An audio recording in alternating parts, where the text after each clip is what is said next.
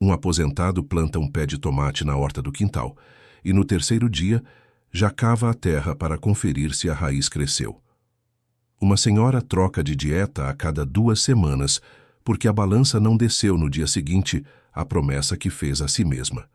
Um homem começa uma novena inteira e, na quinta noite, decide que Deus não está ouvindo e apaga a vela. 3 cenas, 3 pessoas diferentes, um só personagem escondido atrás de todas elas. A pressa.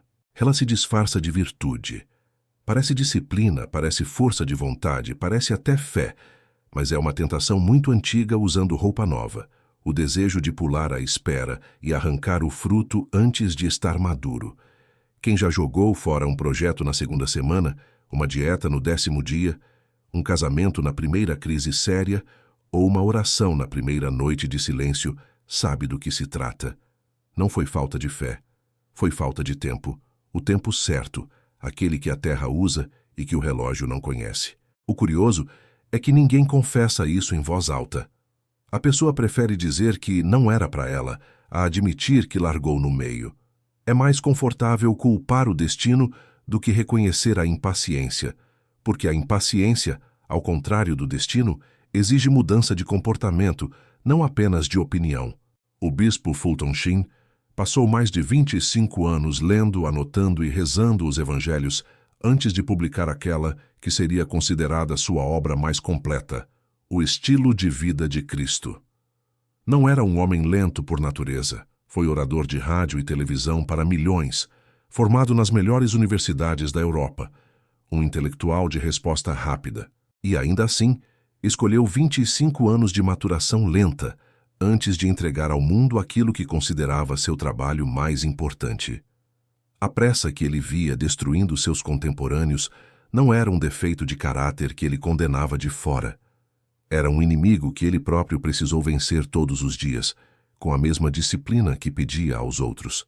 Essa é a distância que separa quem ensina sobre paciência por teoria de quem a pratica por necessidade. Sheen escreveu sobre o homem moderno como quem descreve um paciente que já tratou, porque tratou a si mesmo primeiro. E o que ele descobriu, lendo e relendo a vida de Cristo por 2 décadas e meia, é que a pressa do seu século não era um problema novo. Era o mesmo problema de sempre, com uma roupagem mais rápida. A promessa de que dá para ter tudo: a santidade, a cura, o sucesso, a paz, sem passar pelo tempo que cada uma dessas coisas exige para se formar de verdade. Ele via essa pressa em praticamente todo mundo que o procurava depois dos programas de televisão. Gente que queria a conversão numa noite, o casamento salvo numa conversa, o vício vencido numa promessa de ano novo. E ele respondia sempre com a mesma pergunta, disfarçada de gentileza pastoral: quanto tempo a pessoa está disposta a dar para isso antes de decidir que não funcionou? Há um tipo de desistência que ninguém chama pelo nome certo. A pessoa não diz "eu não tive paciência". Ela diz "não era para mim, não funcionou, Deus não quis". São frases de derrota vestidas de aceitação espiritual. Mas por trás de quase todas elas mora a mesma cena. Alguém que começou algo sério, sentiu o primeiro peso da travessia e recuou antes da metade do caminho, convencido de que o peso era sinal de erro, quando na verdade era apenas sinal de distância.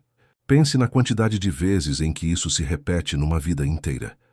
Um filho que se afasta e os pais rezam por ele durante 1 mês, não veem mudança e param de rezar, exatamente no momento em que a semente plantada começava a trabalhar debaixo da terra, longe da vista de quem plantou. Um casal que decide se reaproximar depois de anos de mágoa, tenta durante 3 semanas, esbarra na primeira discussão antiga e conclui que não tem mais jeito, quando o que faltou foi a 4ª semana, não a vontade. Uma pessoa que decide voltar à missa depois de décadas afastada, vai 2 vezes. Não sente nada especial e some de novo, como se a proximidade com Deus fosse um produto que devesse funcionar na primeira aplicação. O paradoxo é cruel e se repete em quase todas as histórias de desistência. A mesma pressa que promete resultado rápido é, ao mesmo tempo, a que garante que o resultado nunca vai chegar. Porque toda transformação real, de uma pessoa, de um casamento, de uma vocação, de uma alma, segue um relógio que não é o do smartphone na mesa de cabeceira. É um relógio orgânico, o mesmo que rege uma gestação, uma cicatriz, uma colheita. Ele não acelera porque alguém está ansioso. E é exatamente aí que mora a ferida moderna. Vivemos cronometrando com o relógio errado aquilo que só o tempo da Terra sabe medir. Há um paradoxo dentro desse paradoxo. Quanto mais importante é a coisa que a pessoa deseja, menos paciência ela costuma ter com o processo. Ninguém espera com pressa uma encomenda de pouco valor, mas quase todo mundo perde a paciência esperando a cura de um filho, a reconciliação de um casamento, ou a resposta de uma oração feita de joelhos. Como se a urgência do desejo devesse, por si só, apressar o relógio de Deus, quando na prática costuma ser o contrário. Quanto mais profunda a transformação pedida, mais longo tende a ser o tempo de gestação necessário para que ela aconteça sem se romper pelo caminho. Isso explica também por que tantas pessoas trocam de caminho espiritual como quem troca de aplicativo. Um retiro aqui, uma devoção ali, um santo da moda no mês seguinte. Tudo abandonado no primeiro platô, no primeiro silêncio de Deus, no primeiro inverno sem fruto visível. A pergunta que ninguém faz é simples e incômoda. E se o problema nunca foi o caminho escolhido, mas a pressa de querer chegar ao fim dele, sem atravessar o meio? Essa pergunta tem resposta, mas não é a resposta fácil de aplicativo de autoajuda, com passo numerado e prazo garantido. É uma resposta que exige olhar para alguém que conheceu esse mecanismo por dentro, e por dentro da própria pressa, não como espectador de longe. Fulton Sheen não tratou a impaciência como um mau hábito a ser corrigido com força de vontade. Ele a tratou como um sintoma, a ponta visível de uma raiz muito mais profunda, que ele descreveu com precisão em A Paz da Alma. Para Sheen, o homem moderno vive numa inquietação constante dentro do tempo, porque foi feito para a eternidade, e nenhuma pressa consegue preencher essa distância. Ele descreveu essa inquietação, no livro Paz da Alma, no capítulo Frustração, como algo que não se resolve entregando-se aos impulsos e à ansiedade, porque a causa real do desassossego humano é justamente essa inquietação dentro do tempo. A marca de uma alma feita para algo maior do que o relógio pode medir. É uma distinção incômoda, mas libertadora. Sheen não estava falando de um problema de agenda, de produtividade, de organização pessoal. Estava falando de uma ferida espiritual. O choque entre o tempo cronológico, que a pessoa controla e cobra resultado, e o tempo orgânico do espírito, que ninguém controla e que só amadurece. A frustração, dizia ele, nasce exatamente desse atrito, quando o ego exige do tempo de Deus a velocidade do tempo do relógio e o tempo de Deus, com toda a paciência, se recusa a obedecer. Há também uma dimensão histórica nessa observação que poucos notam. Sheen escrevia em um país que tinha acabado de sair de uma guerra vencida em poucos anos e que entrava, logo em seguida, na era da produção em massa e da resposta imediata. Geladeira nova em uma tarde, notícia do mundo inteiro em segundos, remédio para qualquer mal-estar em minutos. Ele via essa mesma lógica de fábrica sendo aplicada, sem que ninguém percebesse, à vida espiritual das pessoas. Se tudo mais podia ser instantâneo, por que não a paz de alma também? A resposta que ele dava repetidamente era que a alma não é uma linha de montagem, e que tratá-la como tal é justamente a origem da frustração que ele descrevia. Por isso Sheen tinha autoridade para falar do assunto sem soar como quem dá conselho de fora. Ele havia identificado, décadas antes de existir a palavra ansiedade, como epidemia de consultório, que a raiz do sofrimento moderno não era a falta de tempo, mas a recusa em aceitar o tempo certo das coisas. E o mais surpreendente é que essa recusa, segundo ele, não vem da fraqueza, vem do orgulho. Só quem se acha maior do que o processo tenta pular etapas dele. A pressa, no fundo, é uma forma disfarçada de arrogância espiritual. Essa distinção abre uma porta que ainda não foi cruzada. Se a pressa nasce do orgulho de achar que se pode saltar o processo, então o mecanismo que sustenta essa pressa precisa ser desmontado por dentro. E há um episódio antigo, contado pelo próprio Sheen com uma exatidão que poucos igualam sobre a alma humana. que expõe esse mecanismo melhor do que qualquer diagnóstico moderno. No deserto, antes de começar a vida pública, Cristo passou 40 dias em jejum e silêncio, e foi ali, no momento de maior fragilidade física, que recebeu a primeira tentação: transformar pedras em pão. Shin insistia em o estilo de vida de Cristo, que essa tentação nunca foi sobre fome.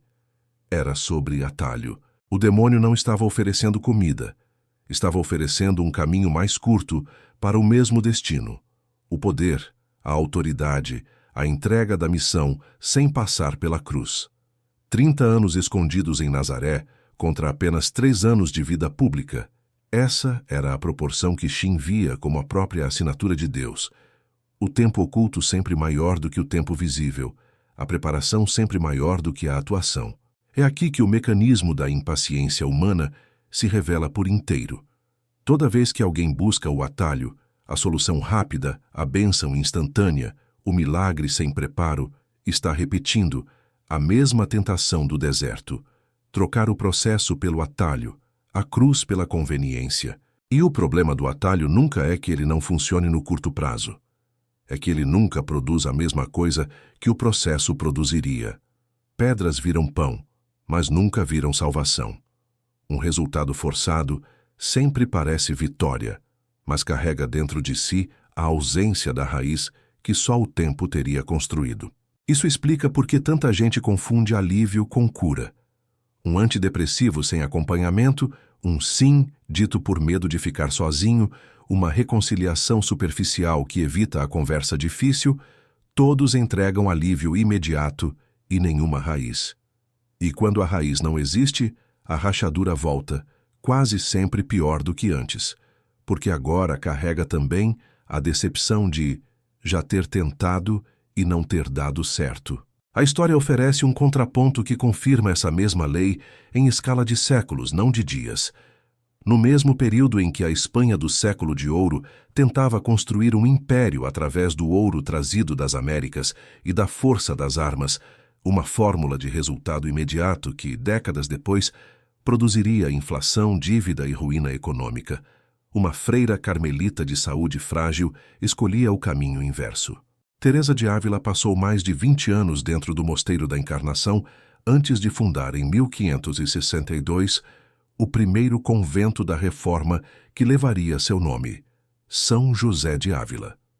Não foi um estalar de dedos. Foi 2 décadas de preparo sem plateia, seguidas de mais 4 décadas de perseguições, processos abertos contra ela pela Inquisição, oposição de nobres, falta de recursos e frio literal nas noites de viagem por estradas da Espanha, até que 17 comunidades estivessem fundadas. Teresa chamava a força que a sustentava nesse processo de determinada determinação. Não a explosão de ânimo do primeiro dia, mas a decisão renovada todos os dias seguintes, inclusive nos dias sem sinal nenhum de fruto. Enquanto o Império Espanhol media sucesso em navios que chegavam carregados de metal precioso, ela media sucesso em paredes de conventos que levavam anos para erguer uma sobre a outra. O Império, com toda a sua pressa, não sobreviveu ao próprio século seguinte. As 17 fundações teresianas atravessaram 500 anos e ainda hoje formam pessoas na vida de oração. A pressa constrói impérios que caem rápido. A paciência constrói fundações que ficam. O mecanismo, então, está exposto. Todo atalho rouba do presente o que só o tempo poderia entregar no futuro e cobra o preço dessa antecipação mais cedo ou mais tarde, quase sempre com juros. Falta apenas uma pergunta para virar a chave. Não porque isso demora tanto, mas o que fazer enquanto isso ainda não chegou. O primeiro passo é dar nome ao inimigo certo. Enquanto a pessoa chama a própria desistência de falta de fé ou sinal de que não era para ser, ela nunca vai enxergar que o verdadeiro adversário tem outro nome: pressa.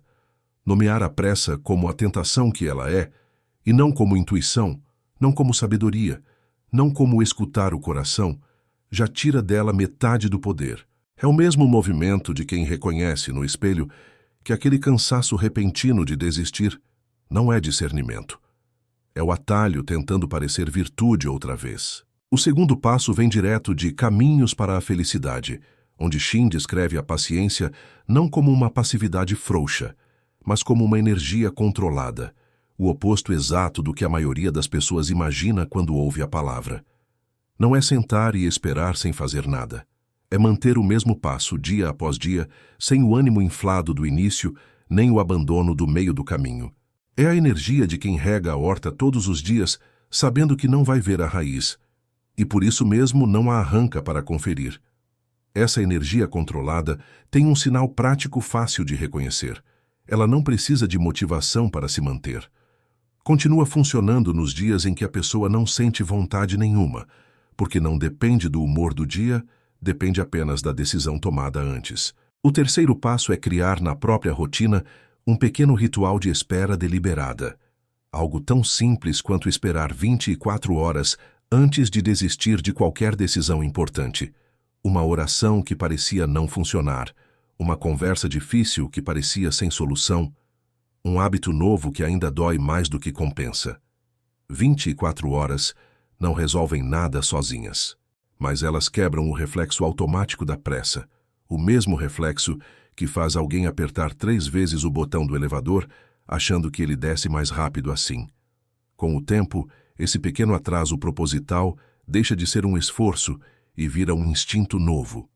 O instinto de desconfiar da própria vontade de desistir, em vez de obedecer a ela automaticamente. O quarto passo é o mais difícil e o mais teresiano de todos. Aceitar que o próprio silêncio de Deus, muitas vezes, é parte do processo, não a ausência dele. Teresa de Ávila enfrentou anos em que sentia exatamente esse silêncio e continuou fundando conventos, mesmo sem sentir nada de especial ao rezar. A determinada determinação que ela descreveu não nasce do entusiasmo. Nasce da decisão renovada nos dias em que o entusiasmo já foi embora. É esse tipo de decisão, repetida sem alarde, todos os dias, que constrói o que a pressa nunca conseguiria construir sozinha. Uma raiz funda o bastante para sustentar qualquer fruto que venha depois. Vale notar que nenhum desses 4 passos promete data de chegada. Isso incomoda quem foi criado numa cultura de prazo de entrega, mas é exatamente essa ausência de prazo marcado que separa o processo espiritual de um pedido de encomenda. Teresa não sabia, quando entrou pela primeira vez no Carmelo da Encarnação ainda jovem, que passaria 2 décadas ali antes de sequer começar a reforma que a tornaria conhecida 5 séculos depois. Se alguém tivesse dito a ela no primeiro ano quanto tempo faltava, é possível que a própria santa hesitasse. A misericórdia do tempo de Deus está em parte em não revelar o tamanho da travessia antes que a pessoa tenha forças para sustentá-la. E quando alguém finalmente aprende a distinguir o tempo do relógio do tempo da terra, algo simples e definitivo acontece. A pessoa para de medir o valor do que está fazendo pela velocidade do resultado. Ela continua regando mesmo sem ver a muda. Continua rezando mesmo sem sentir nada. Continua tentando o casamento mesmo depois da 5ª discussão, igual às outras 4. Não porque aprendeu a ser mais paciente por esforço, mas porque finalmente entendeu de quem é o tempo que está sendo usado e que esse tempo nunca esteve atrasado. É essa a imagem de chegada que fica. Não a de alguém que venceu a pressa de uma vez por todas, mas a de alguém que aprendeu a reconhecê-la assim que ela bate à porta e a fechar a porta com calma, sabendo que amanhã ela vai bater de novo e que amanhã, de novo, será possível não abrir.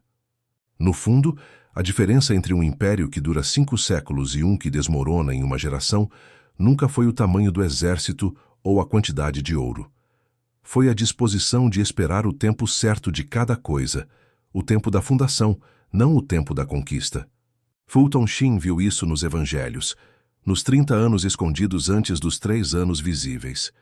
Teresa de Ávila viu isso nas próprias mãos, erguendo parede sobre parede durante décadas, sem garantia nenhuma de que o convento resistiria a um único inverno. Você também está construindo alguma coisa que ainda não deu sinal de estar pronta. Pode ser um filho que ainda não voltou, uma oração que ainda não foi respondida do jeito que você pediu, um recomeço que na 3ª semana ainda dói mais do que ajuda. A pergunta não é se você tem fé o suficiente. É se você está disposto a continuar regando antes de ver a muda. e a continuar rezando antes de sentir a resposta. Porque existe uma diferença entre esperar sem fazer nada e esperar trabalhando, como Teresa esperou quase 20 anos antes da primeira fundação e mais 4 décadas depois dela. É essa espera ativa, e não a pressa, que constrói o que vai durar. A pergunta que fica para você hoje é simples. O que você já teria conquistado se não tivesse desistido no inverno errado? Se você quer conhecer mais sobre como os outros santos enfrentaram as mesmas situações que vivemos hoje, assista a um dos próximos vídeos. Curta, se inscreva no canal e comente o que mais gostou. Toda semana temos mais documentários que farão você ser um pouco mais de Deus a cada dia. E talvez você entenda que cada vídeo não seja mais apenas uma história, talvez seja um chamado.